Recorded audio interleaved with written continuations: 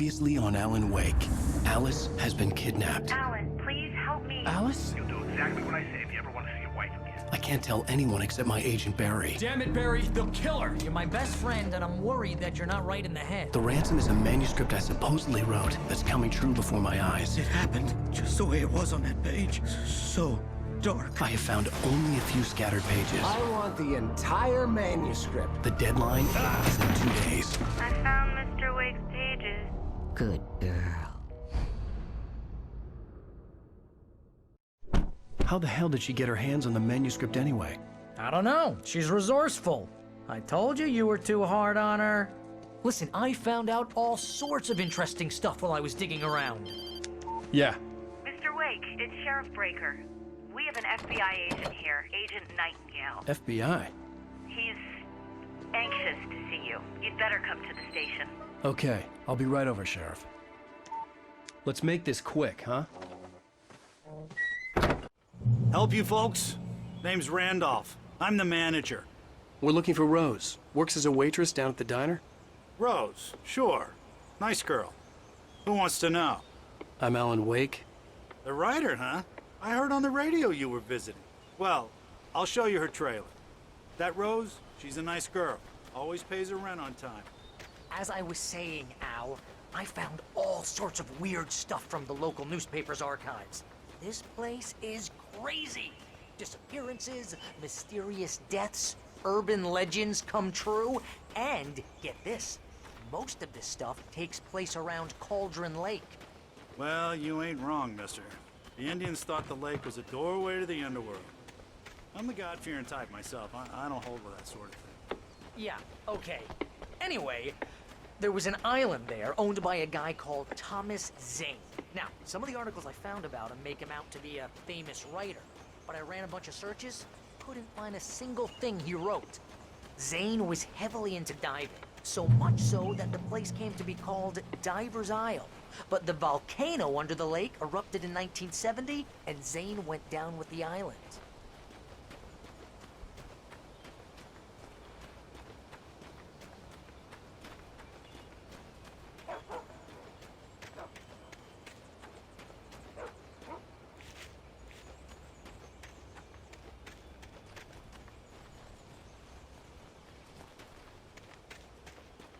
Yeah, how about that?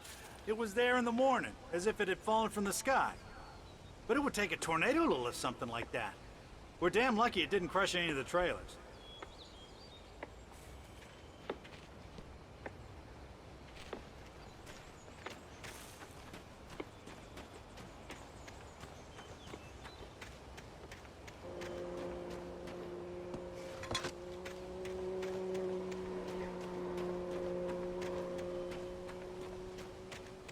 Come on, mister. I'll take you to Rose's trailer.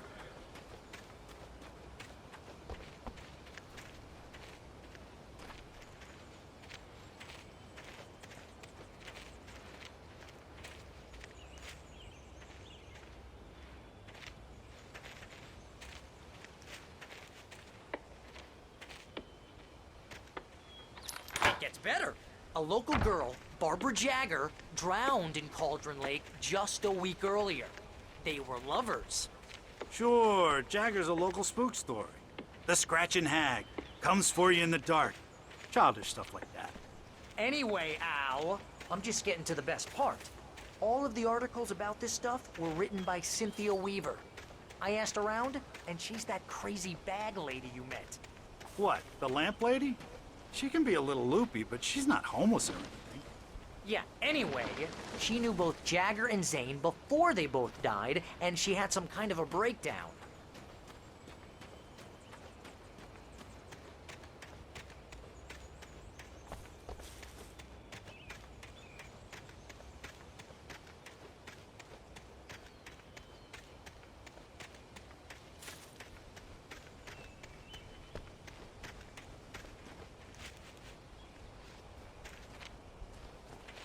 Well, mister, this here's Rose's trailer. You mind me asking what you want with her? We're just here to talk to her, pal.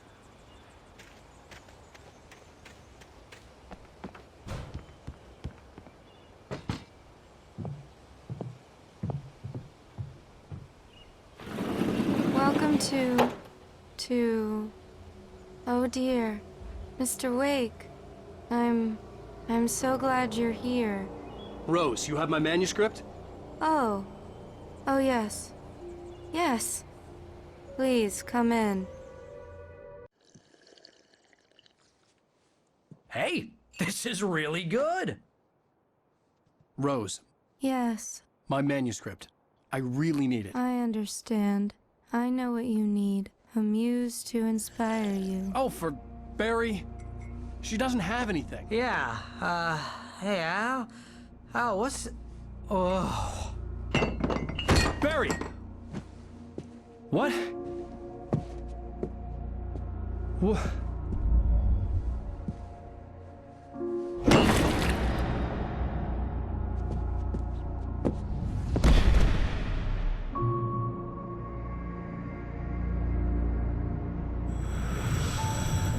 It's coming for you, hiding in my barber's skin. I'm too weak to stop it. You must turn the lights on. I promised I'd come visit you and your lovely wife. You must finish what you started. I insist. You must turn the lights on. Turn the light on. Back to work, boy.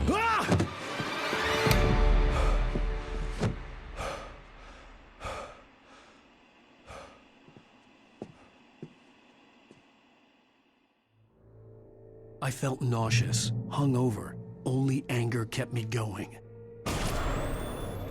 I can't tell reality from dream anymore, but it seems I have an imaginary editor to help me. She's an old woman in a funeral dress. I call her Barbara Jagger. She's very strict. I'm writing faster and faster. My manuscript is being heavily revised. The edits are getting very aggressive, and each day there's less of me and more of her. I hate it, but I know she's right. She promises me I can save Alice this way. She knows more of this than I do.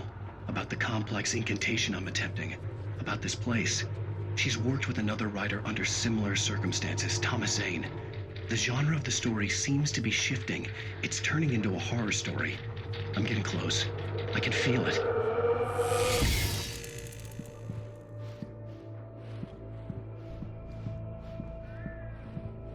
Rose took a day from me. I had less than 12 hours left to meet the kidnapper.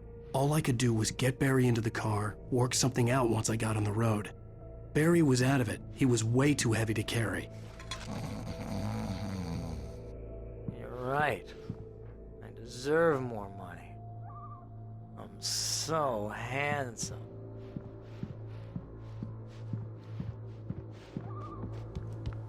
My gun and flashlight were gone. I'd have to find a way to get Barry into the car as quickly as possible. There was no time to waste. Mr. Randolph liked Rose. That little smile she had. How she was still sweet when life had tried so hard to make her bitter. It wasn't any of his business what she did in her trailer. But those strangers, the writer and his smart-ass sidekick, looked like trouble.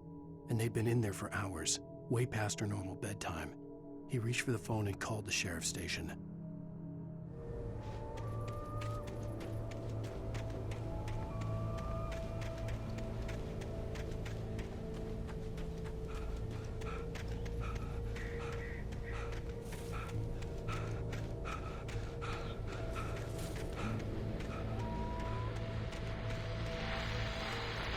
I just stepped outside to catch a breath of fresh air. Let me tell you, the weather's getting heavy. Nights like this make me especially glad I'm here talking to you and not home in bed. Once the weather takes a turn like this, I can't sleep at all. It's all tangled bed sheets and dark thoughts, punctuated by the occasional one.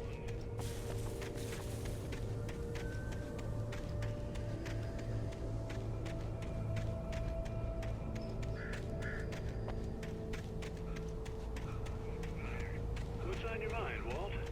Well, I ain't the way you are, but, well, I can't sleep either, you know? I just been staring out the window here, trying to make sense of it all, but, I ain't been drinking either, you know? I just Well, you sound like a man with a problem, Walt. Yeah. I had a argument with Danny. You know Danny, and, then I got in trouble with the law. And, I'm just, well... I heard something like that, Walt. Yeah. Well, he's, Danny's my best friend, and, he let me out of jail today. And now I'm just alone here at the window, waiting. Man, and there's something in the air.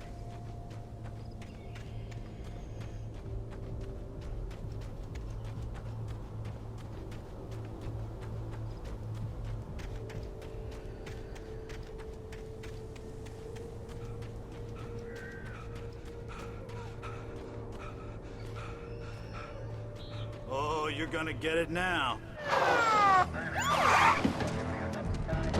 God knows what you've done to that poor girl. This is Agent Nightingale, FBI! Get him up, Hemingway! You're under arrest! You move a muscle, I'll unload right in your goddamn face! Stay right where you are, Spillane!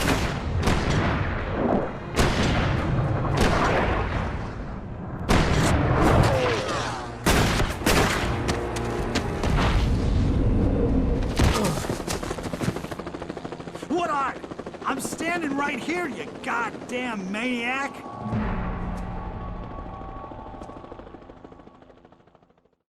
I hated to leave Barry behind, but there was no way I'd miss my appointment with the kidnapper. Give it up, Mr. Wake. Come on. Make it easy on him. Get after it! Don't let him get away! Move it! Move it! Move it! I'm not sure you let him get away!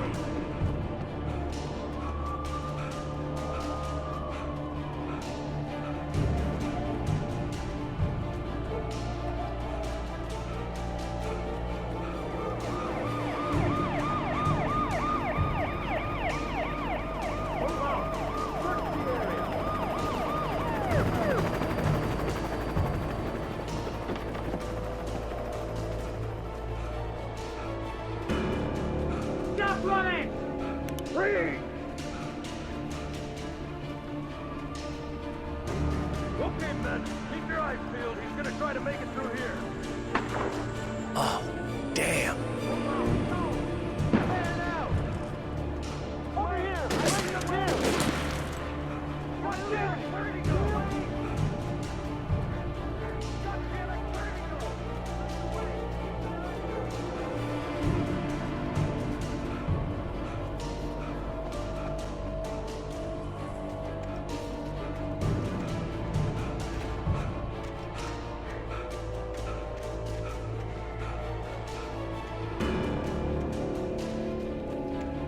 He's gone!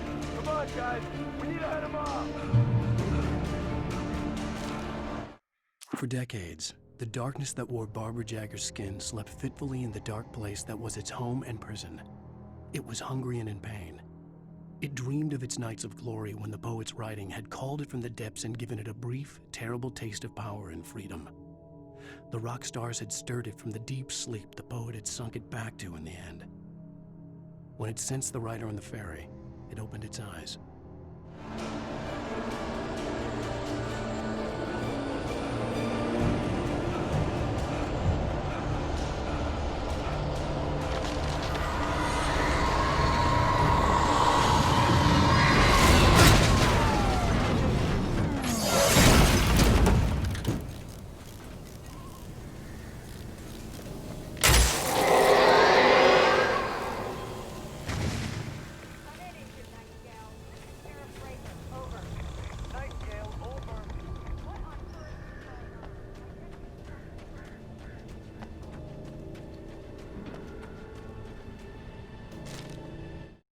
Rose didn't know how the strange old lady got in her trailer, and she looked wrong somehow.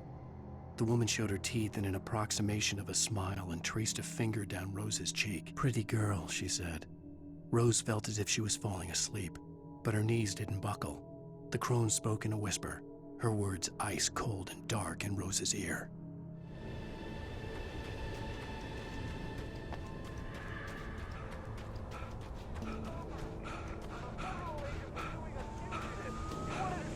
message, Sheriff. Make an appointment. Over. Stay right where you are, Agent Nightingale. I'm on my way. Out.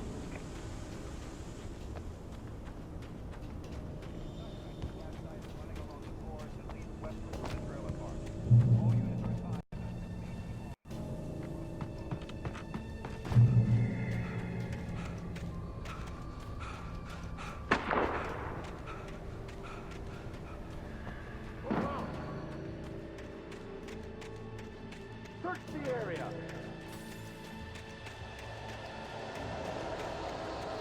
Stay sharp. This way. Over here.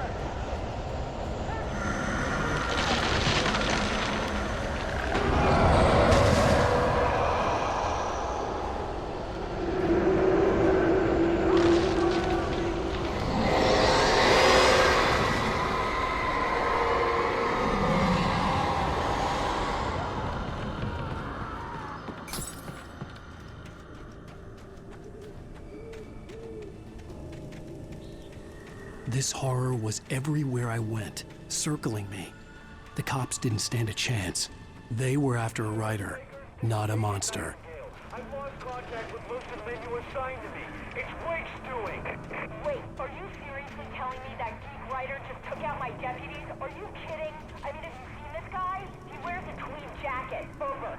He's the guy we're chasing. If it's not him, who then? Bigfoot? Over. I don't know yet, but I'm not in the habit of jumping to conclusions. That tends to come back and bite you in the ass. Out.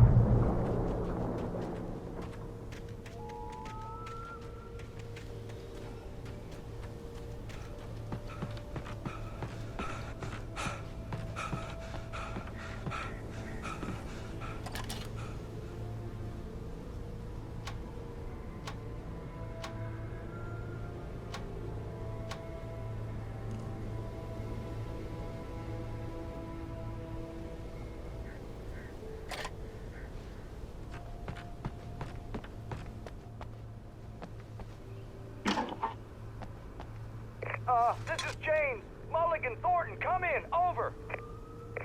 Thornton here. James, we got both Wheeler and Rose in custody. They didn't put up a fight or anything. Why, they were... Hey, Mulligan, what are you doing? Come on. Sit down and give me that. Jane, Mulligan here. Over. Go ahead, Mulligan. Over. We got Wheeler and Rose here. Wheeler's drunk or hopped up on something. Speaking of which, that Fed had a pretty distinctive whiff of Otis Scotch about him, if you know what I mean. Over. I don't have anything on that, Deputy Mulligan. Over. Well, whatever. Anyway, Rose is just being plain weird here. You better get Doc in to take a look at both. Over. Gotcha. You better get them here quickly. The, Fed's gonna want to interview Wheeler. Over. Oh, yeah, I bet he does. Looks like they have a lot in common. Mulligan out.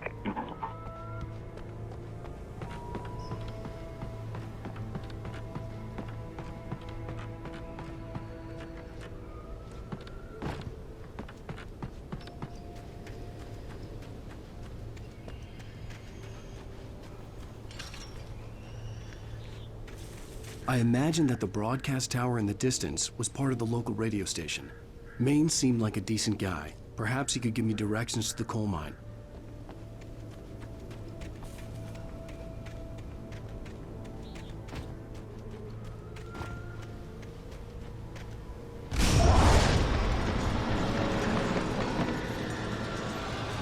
Unnatural shadows clung to the gate. The darkness that was after me was trying to stop me. I wouldn't get through without a light.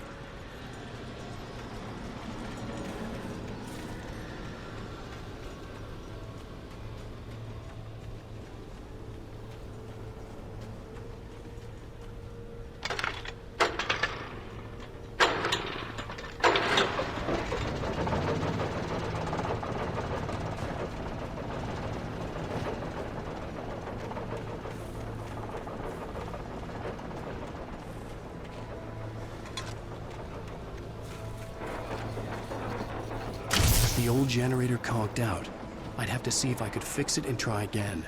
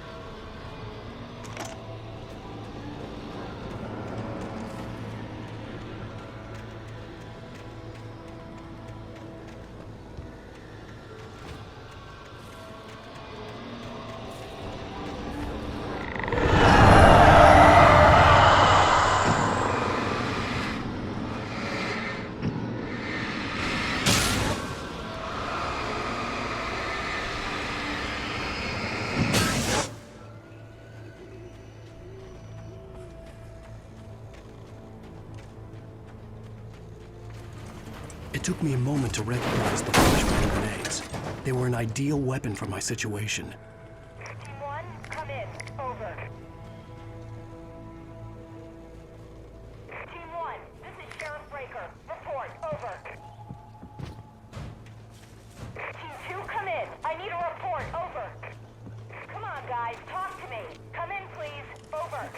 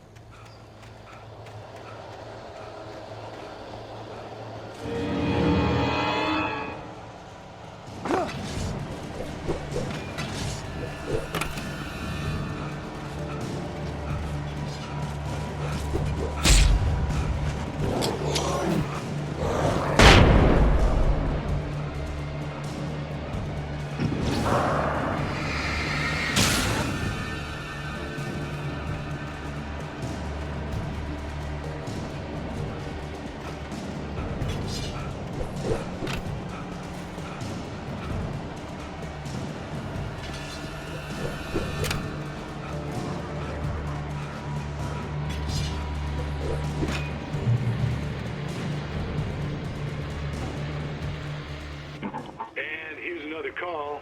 You're on KBF-FM with Pat Maine. It's Milt Peabody, Pat. What's on your mind, Milt? Well, I live near the trailer park, Pat, and there's a big ruckus going on over there. Well, that's just up the road from me, too. What's going on, do you know?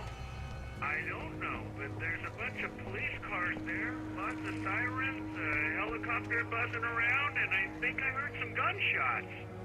Gunshots? Yes, sir, like from a pistol. So can you find out what's going on? Because it's just next door and they're popping off guns there. They're still shooting? No, it was maybe 10-15 minutes ago. It sounds serious, Pat. I'm telling you, it don't sound like no party. I'm certainly going to give the station a call, Milt. Okay. You'll hear it here as soon as I hear from them. Okay, thanks.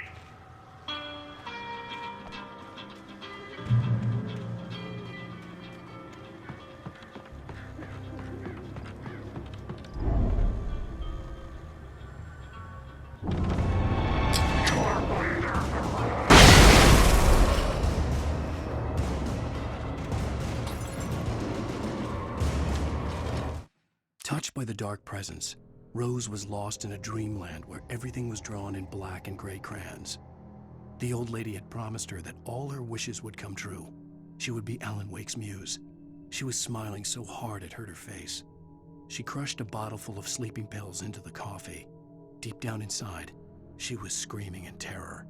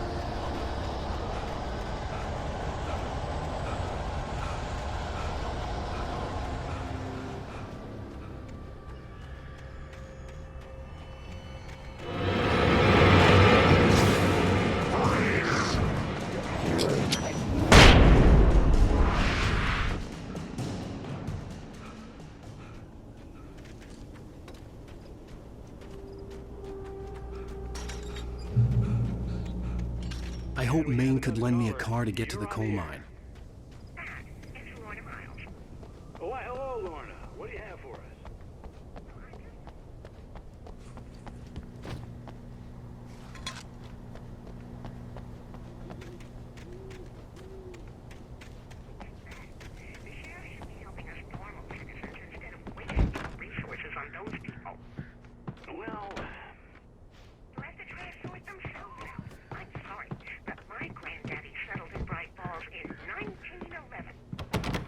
Thank you very much for that compassionate viewpoint, Lorna. Oh, here's a little surprise. Famous writer Alan Wake just walked in. Folks, I'm going to see if I can talk him into an interview. Come on in, Mr. Wake. Oh, I'm so glad you could find the time to do this, Mr. Wake. Nowhere to run now, Dan Brown. You back away from me. Don't hurt it. Whoa. Everyone calm down. Put the gun down. We're all friends here, right? Cool your jets, Nightingale. We got him.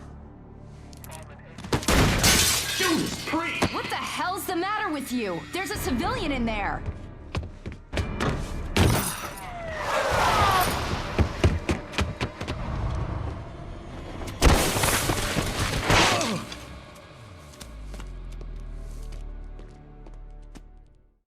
I'll get you yet, even if it kills me, you hear me? You hear me, H.P. Lovecraft? I had fallen off so many cliffs it was ridiculous. That's what you get for naming a book The Sudden Stop. It was probably good I hadn't had the chance to tell Maine where I was going. I'd have to lose the cops and find my own way to the mine.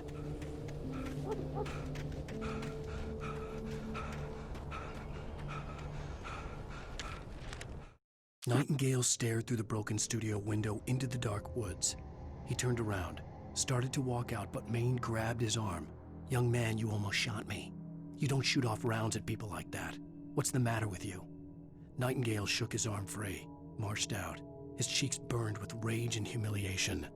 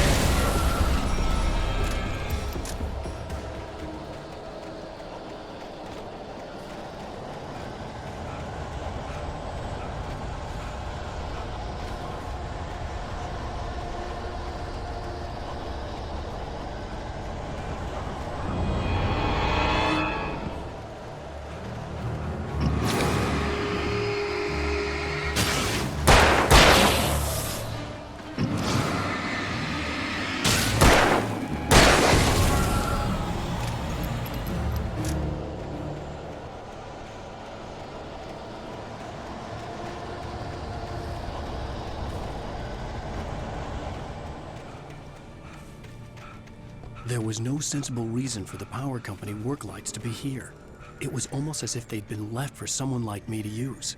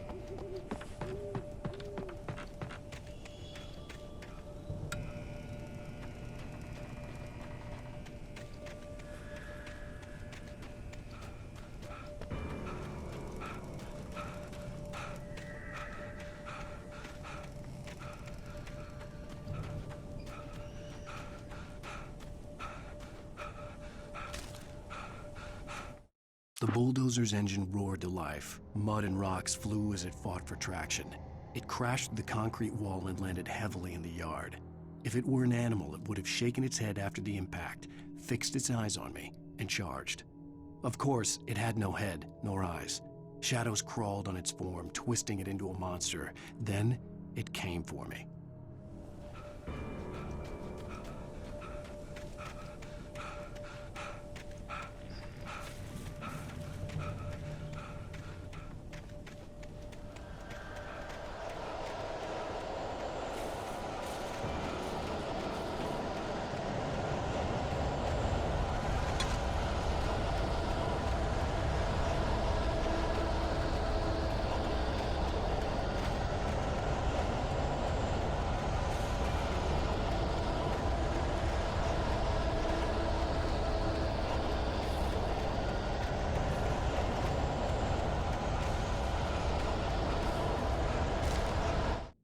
Sarah trusted her gut, and her gut said Agent Nightingale was an asshole.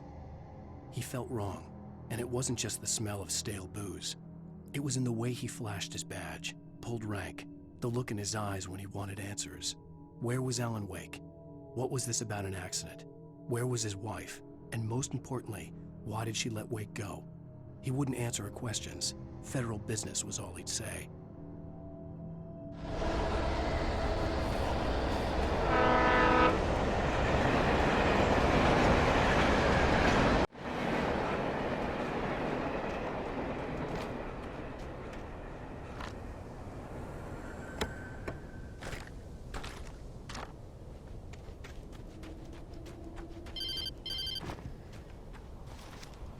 Hello?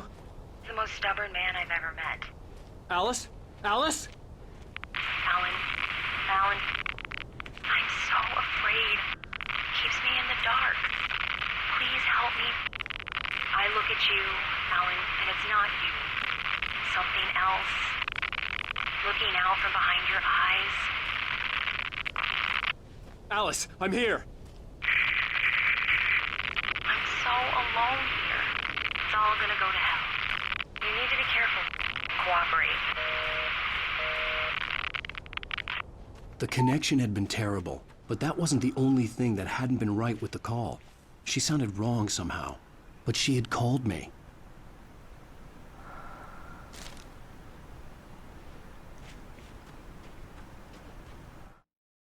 The pipe wrenched itself loose from the bridge's steel framework. Wrapped in darkness, it floated in midair, twitching. For a moment, I didn't understand what I was looking at. The heavy object lurched at me with impossible force. I threw myself out of the way, but just barely.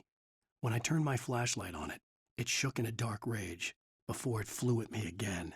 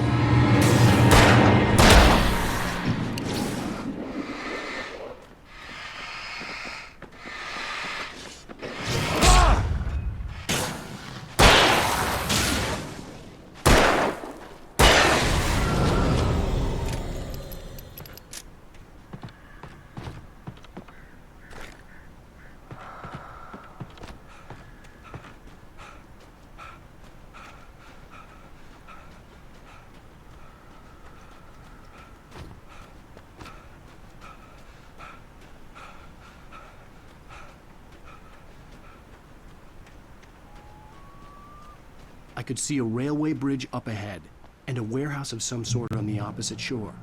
I hoped I could find a car from there.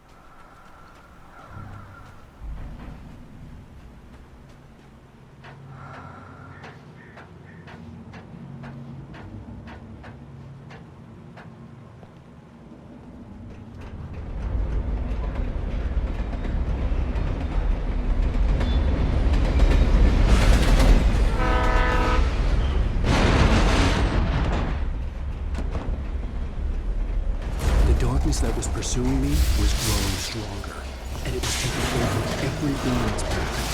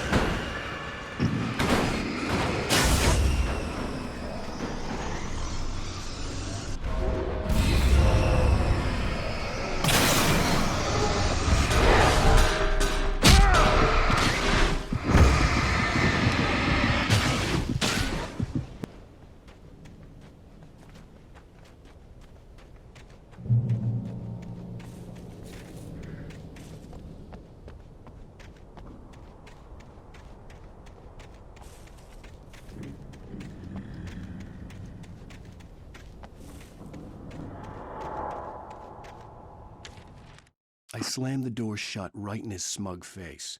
He pleaded for me to open the door. True to form, the asshole actually thought I would obey. I had no sympathy left, no guilt either, not for him. I took a moment to savor the scream. I bet I had a smile on my face. It was all that I had time for. The dark presence was inside the lodge with me. As a teenager, just starting to get interested in writing, Stephen King had been a source of inspiration to me. I thought about all the inanimate objects that had come to life in his books. No one is safe in a good horror story, certainly not the protagonist. That's what makes them fun. This was anything but. The darkness could possess anything, and it was getting closer.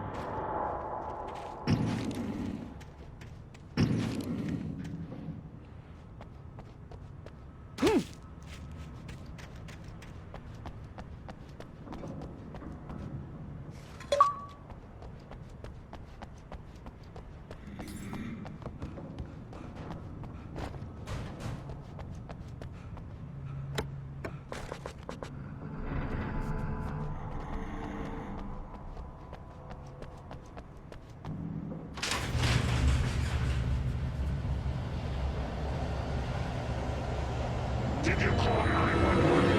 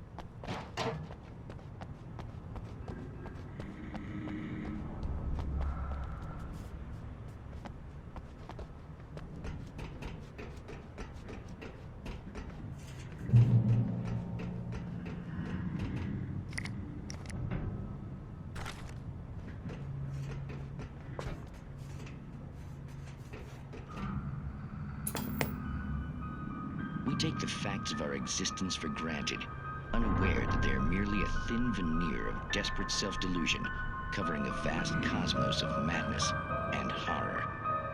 All too often, the stars are right in Night Springs. Tonight's episode, A Family Occasion. Journalist Alvin Derlis' trip to study the local customs of an insular community in Night Springs has been less than successful. Until tonight. Well, I'm glad you changed your minds about this. Ancient customs, local mythology. My editor loves this kind of stuff. Well, Mr. Derlith, we don't want to feel like we're on exhibition. But you have demonstrated the seriousness of your intent. Oh, I am serious. Really, just do your thing. I'll stay out of your way and observe. Actually, I thought you could assist us. I'm afraid we are a man short. It would provide you with an intimate perspective. Could I really? Of course, Mr. Derlith. Well, I guess that's the least What would I have to do? Oh, here. Let me show you with a kiss.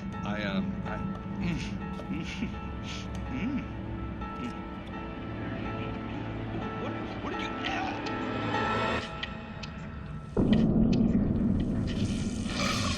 Oh, Mr. Derlith, you have well pleased Nixie Perka, the dweller in flesh.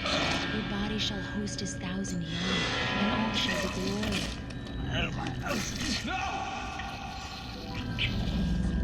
Shh, darling. Be calm. Shh. Alvin Derleth learned a harsh lesson. If you go looking for mythology, it may come looking for you. And such quests always bear fruit. In Night Springs.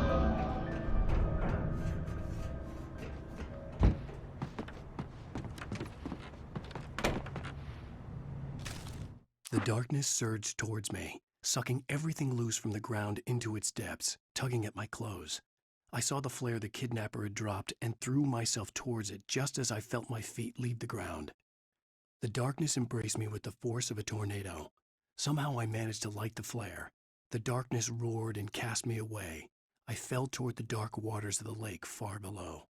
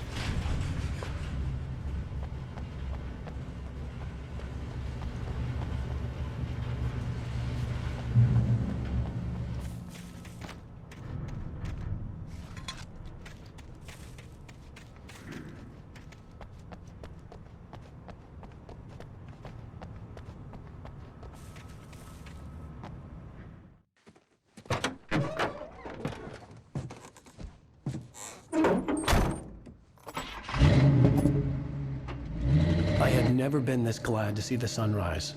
I had a couple of hours to get to the coal mine.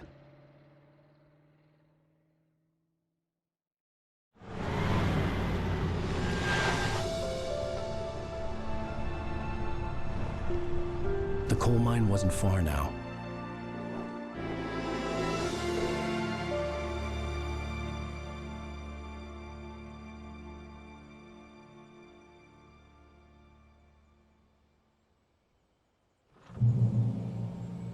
Today, I would meet the kidnapper, and he would give me Alice. I wouldn't give him any other choice.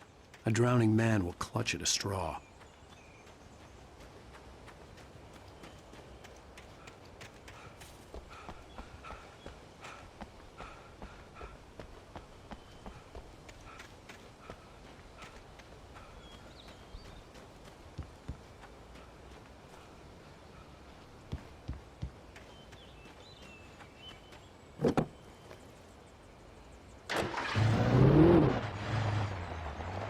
Little by without realizing it, I'd come to believe that the story in the manuscript was coming true. The current of its narrative had taken me deeper and deeper into dark waters. Alice had been taken from me. Barry was probably in jail. I was a fugitive from the FBI. The whole world taken over by the dark presence was trying to destroy me. It all felt real, but it matched a textbook case of insanity.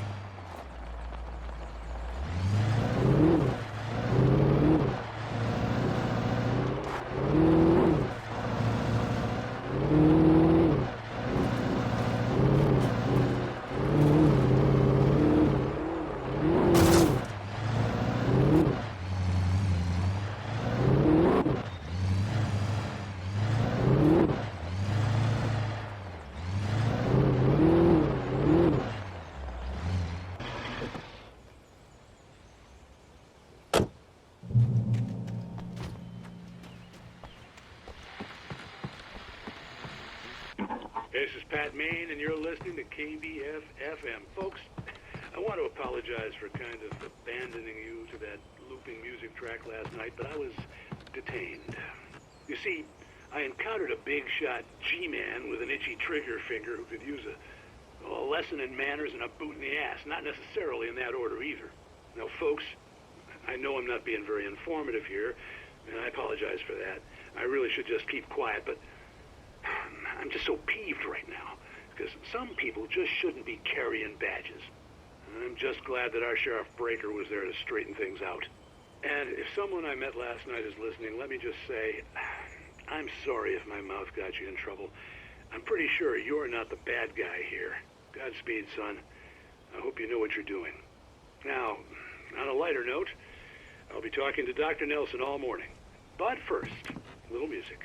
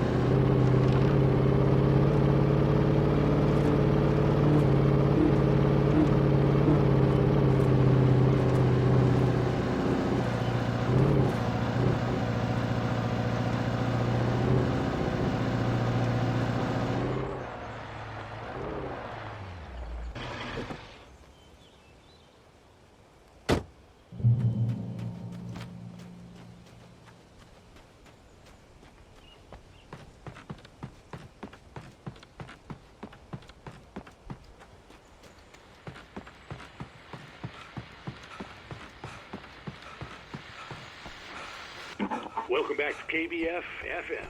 Hope you enjoyed that tune.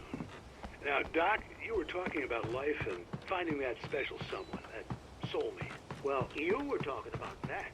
I was saying I don't buy it. Well, see, to me, that's strange, because I always pegged you as a hopeless romantic. You got me there, Pat. But I think love's where you look for it. And you need to do a lot of looking, sure. But the idea that there's that one special person out there for you, and if you miss that chance, it's gone forever, and you're forever incomplete.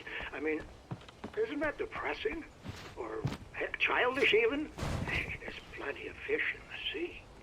And apparently a fisherman has a fishing analogy for everything, but what you're saying, isn't that a little harsh? Well, no. What I am saying is that your potential for finding that connection isn't limited to what's essentially a chance encounter.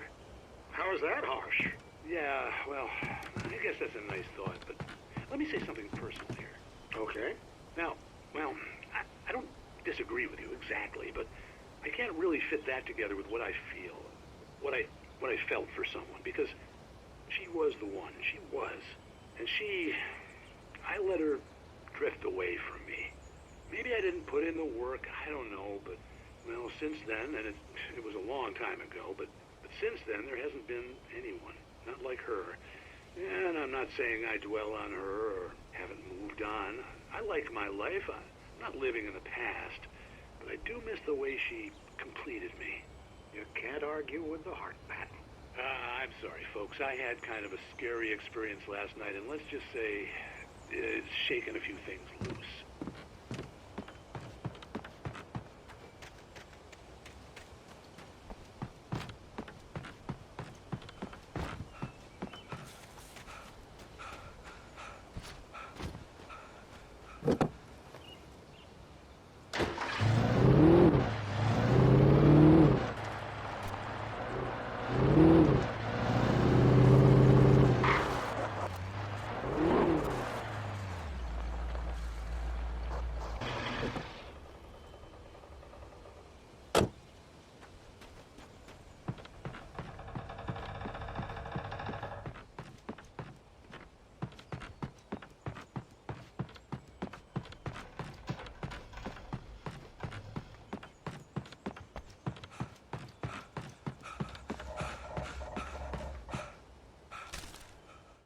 For Mott, spying on the writer on the ferry had been a disappointment.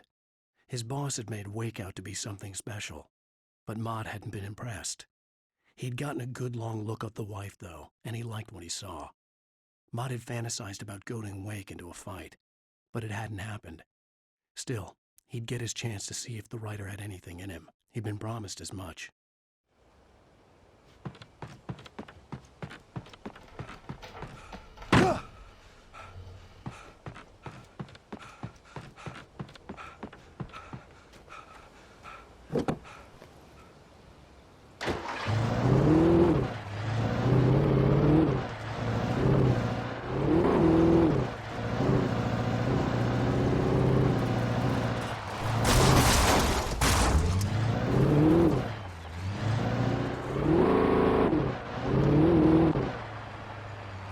I was early.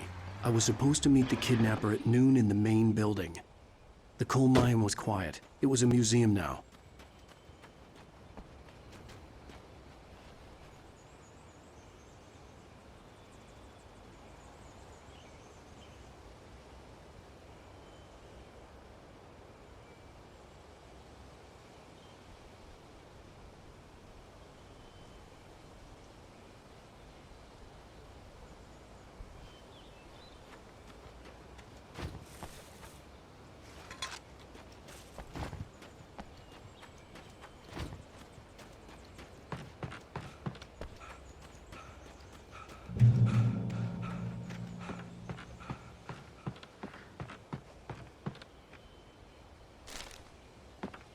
With Nightingale gone and the night wind blowing in through the broken studio window, Maine stared at Sarah.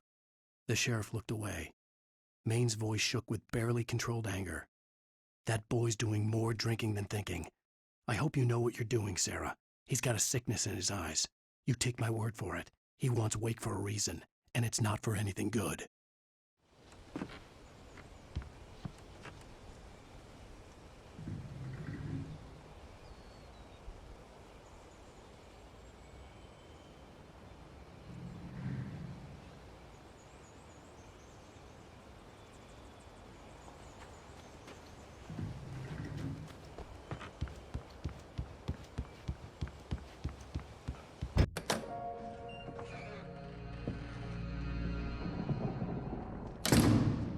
I didn't want to go outside.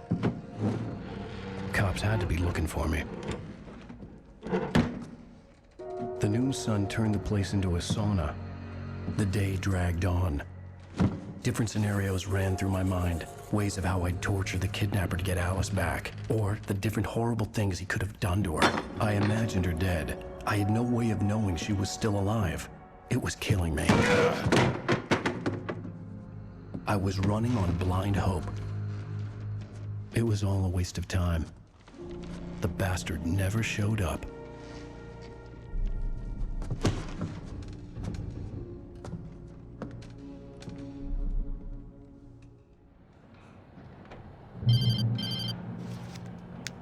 Wake. Where the hell are you? Change of plans.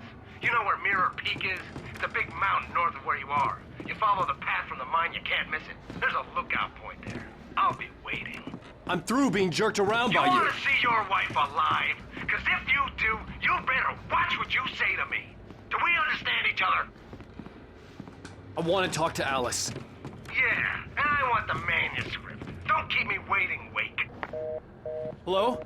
Hello! Ah! I'm gonna kill him! I had to get to Mirror Peak.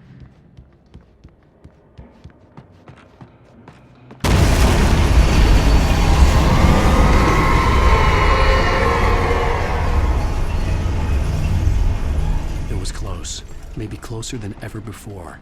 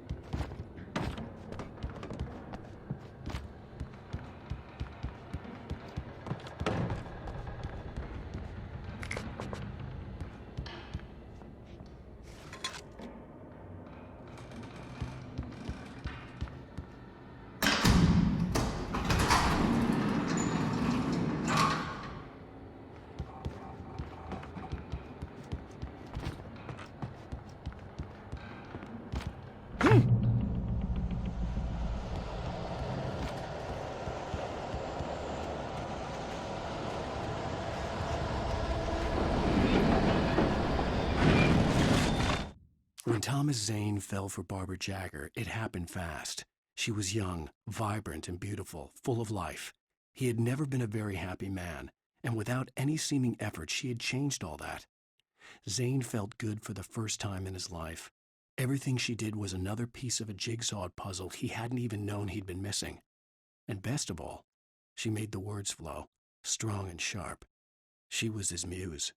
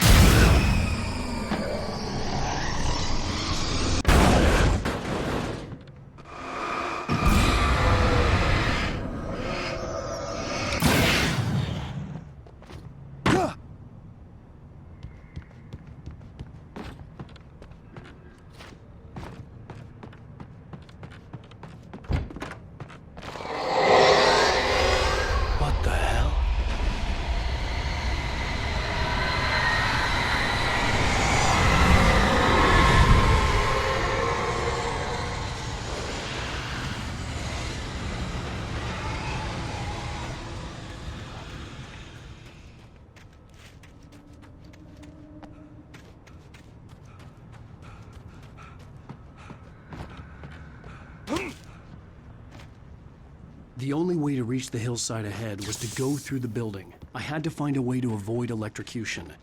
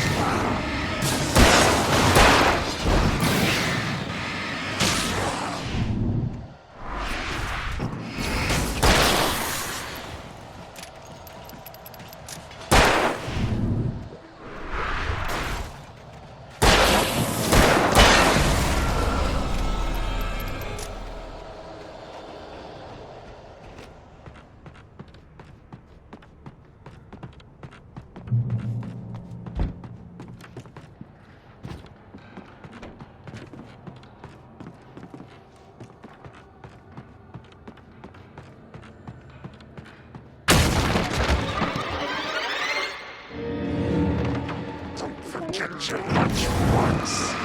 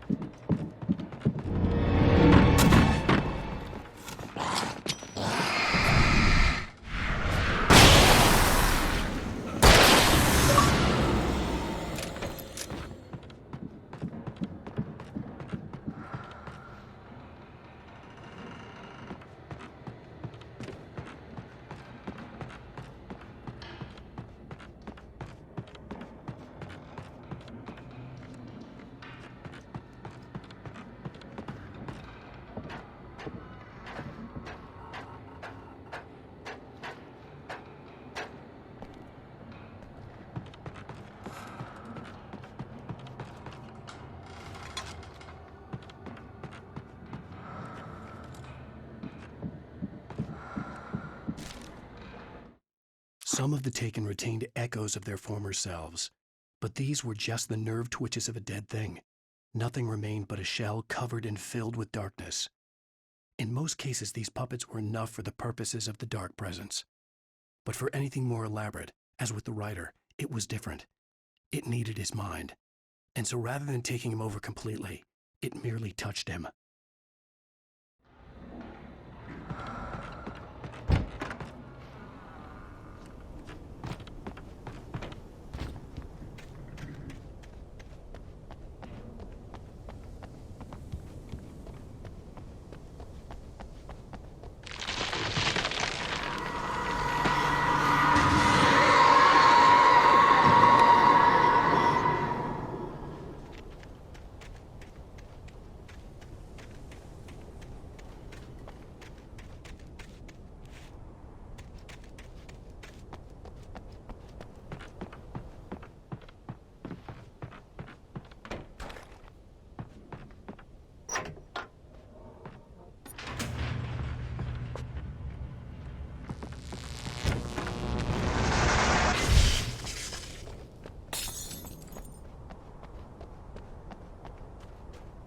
There was no way the flashbang grenades were standard power company equipment.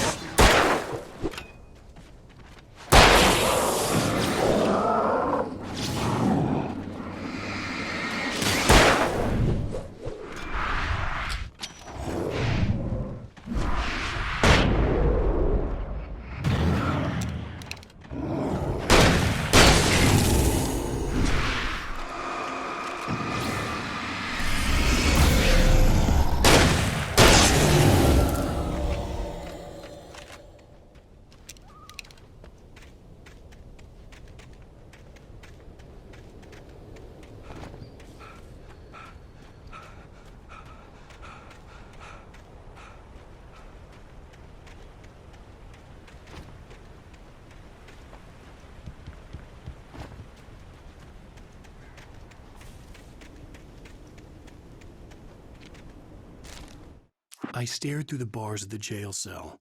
Barry stood behind me, swaying on his feet, looking as ill as I felt. Agent Nightingale stood on the other side of the bars with Sheriff Breaker. Nightingale had a stack of manuscript pages in his hand. He seemed unhinged as he gloated.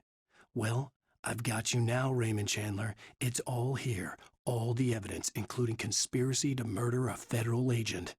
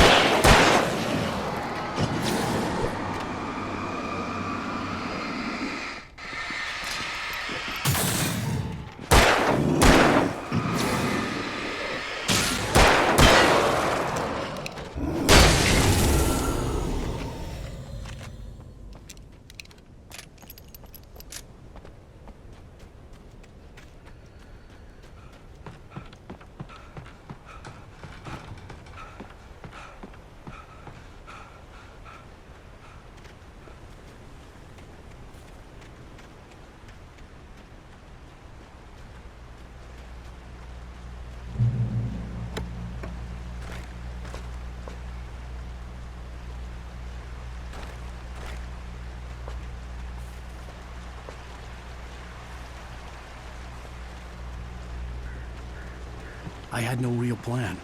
I was going to give the kidnapper all the manuscript pages I had for Alice. If that wasn't enough, I'd hold him at gunpoint and make him talk.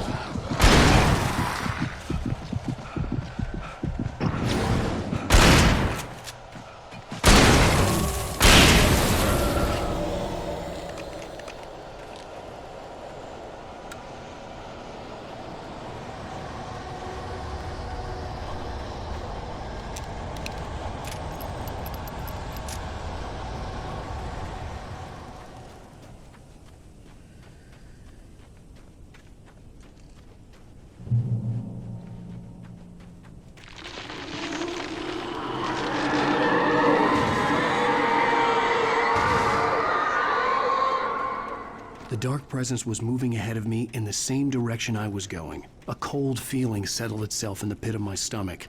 Was it going for Alice?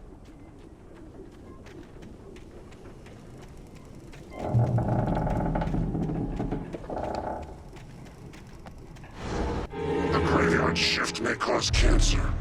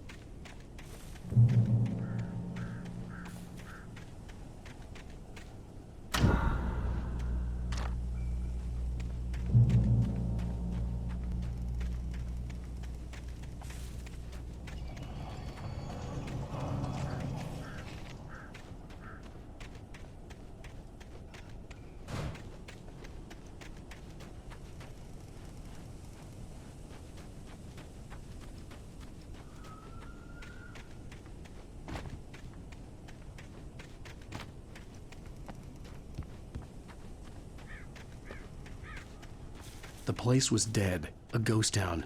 Had been for decades, maybe a century.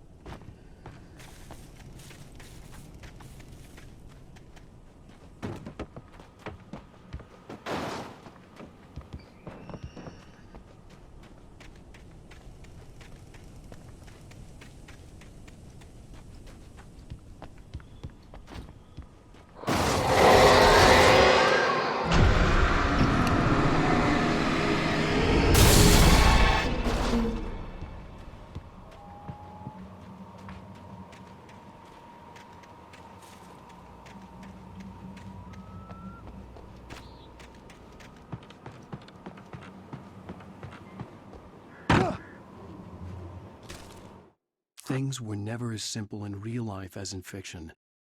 I had lost count of the times I had wished there'd be a clear reason for my writer's block. Something to fight, something to lash out on. There wasn't. I was filled with doubt. I was nothing like the hero in my books. Alex Casey had gone through his life with single-minded determination, never wavering from his goal. Even now, I was angry at myself, angry at Alice, angry at Barry. I was fumbling and I had no plan.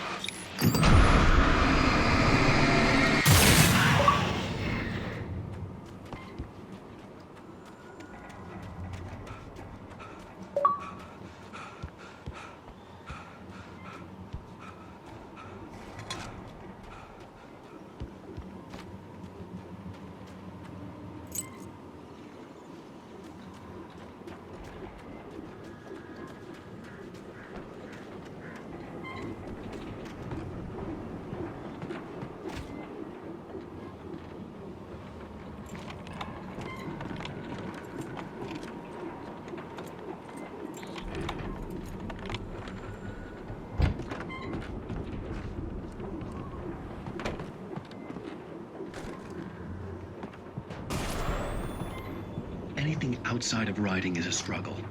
I feel ill. I managed to make my way downstairs. There's a shoebox filled with books and papers by Thomas Zane. It's very hard to focus, but I managed to read some of it. He's a poet, and a good one.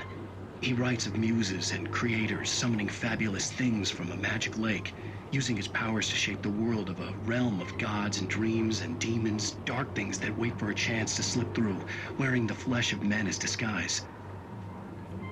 Zane writes about himself, his girlfriend being taken over by a dark presence, about growing scared of the lake.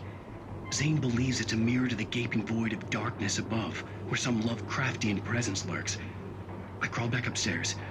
I'll borrow these things for my story. They ring true. They fit.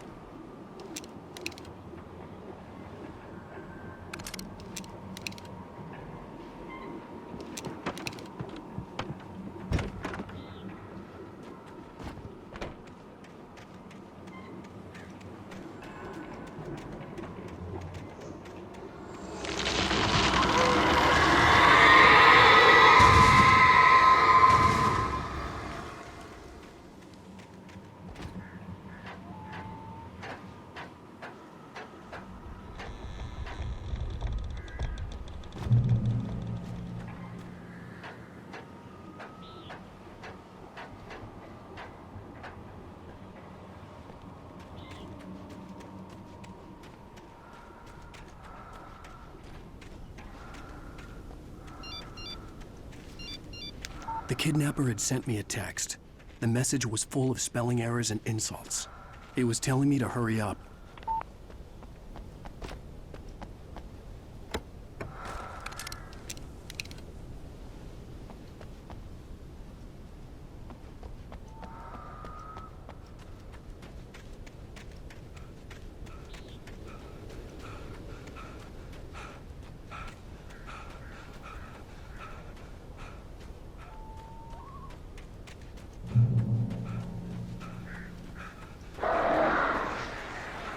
Birds.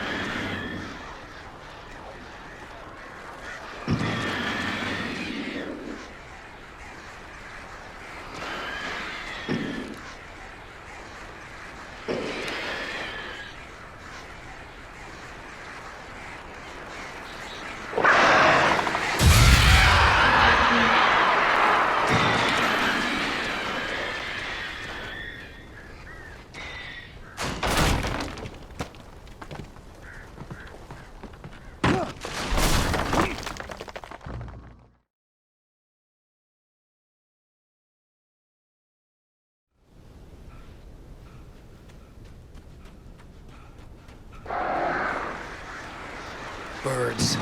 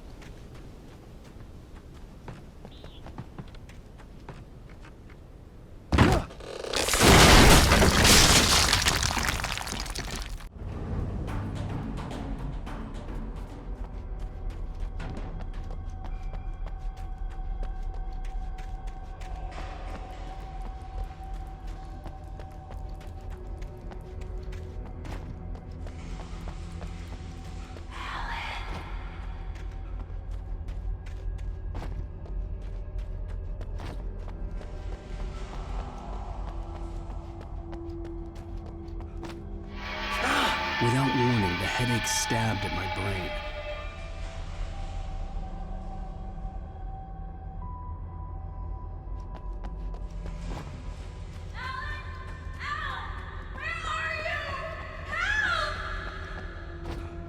Alice?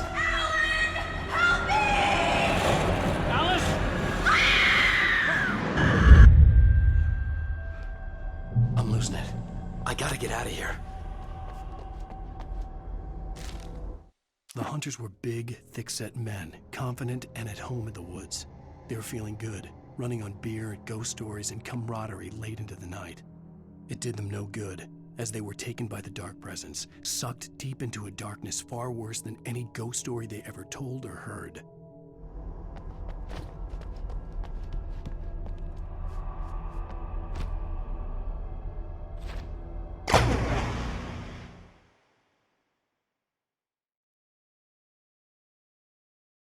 I'm losing it.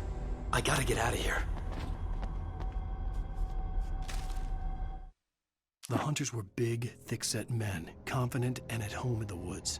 They were feeling good, running on beer, ghost stories, and camaraderie late into the night. It did them no good, as they were taken by the dark presence, sucked deep into a darkness far worse than any ghost story they ever told or heard.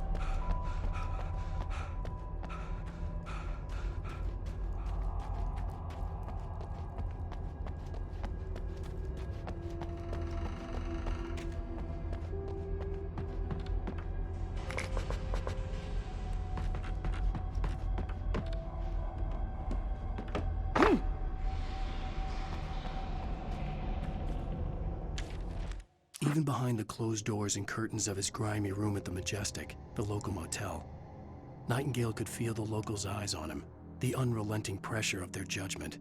He forced it out of his mind. For all he knew, they could all be under Wake's spell already. You do what you have to do to get the job done. He took comfort from the bottle in his hand. Please, he thought, just let me get through this.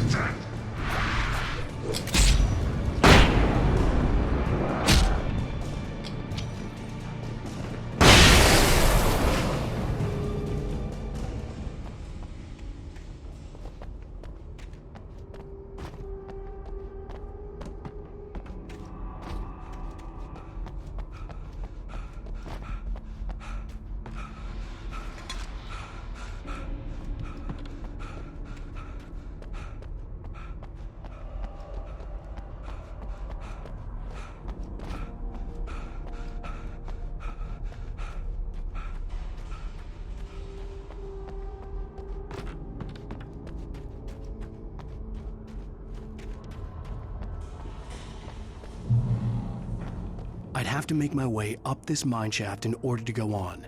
Maybe the machinery could help me with that.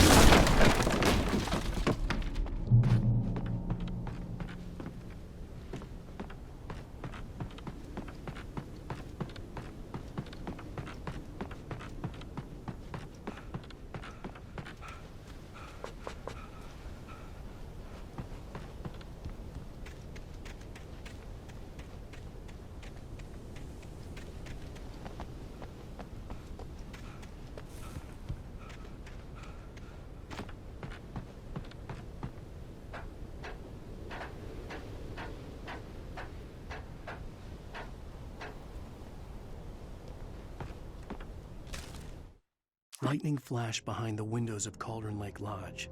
Tor Anderson laughed and held the steel hammer above his head. Nurse Sinclair was trying to calm him down without success. Tor grinned madly and shouted, "My hammer's up. Here's a friendly poke from Molnir, wench." He brought the hammer down with all his might on Sinclair's head. "We're on a comeback tour, baby."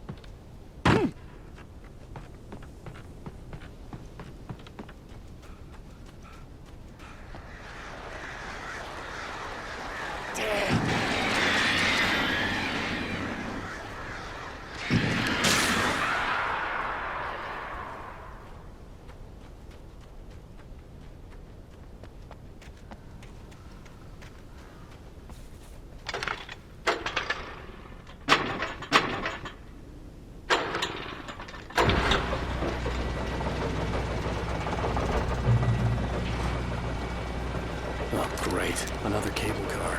Just great.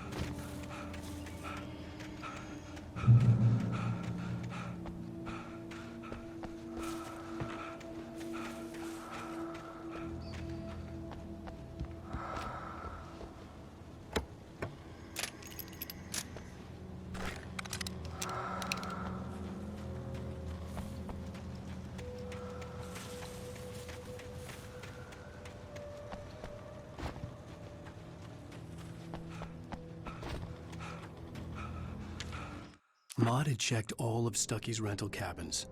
There had been no sign of the Wakes. It was dark when he'd found their car parked at the end of the road by Cauldron Lake. It made no sense. They must have taken a wrong turn, but there was no sign of them, and the car had been there for hours already. Frustrated, Mott stood on the rotten ruin of the footbridge that had once led to Diver's Isle before it sank beneath the waves years ago. The boss wouldn't be happy.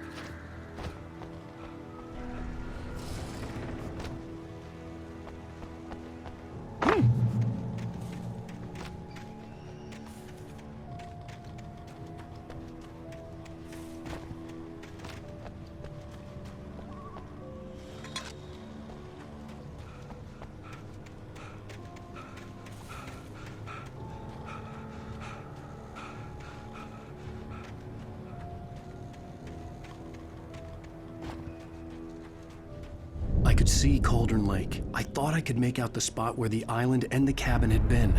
There was a light near it. It had to be a boat.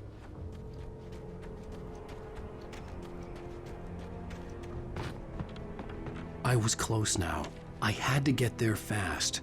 I dreaded what I would find. I tried to hold on to Alice, but her form melted away. I was losing control. Dr. Hartman stood in her place. I wanted to hit him, but my arms were jelly. He smiled. It was a reassuring smile, and I hated him for it. I had to give you a sedative. Don't fight it. You went through another rough period. Right now, it's very important that you stay calm. We don't want you to have another episode. You're a patient at my clinic. Have been for a while now.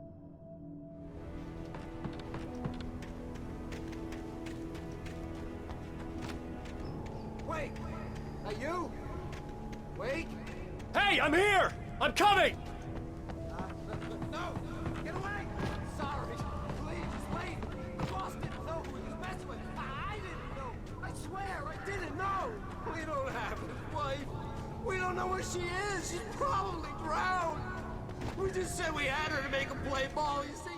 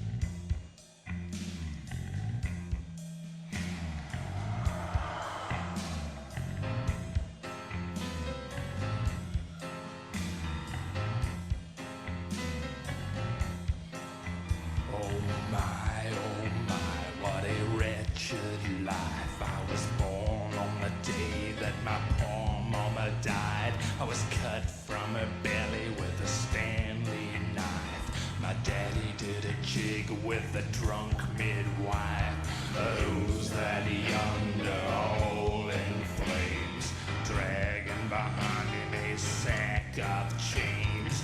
Who's that yonder all in flames? Well, up jumped the devil and he staked his claim.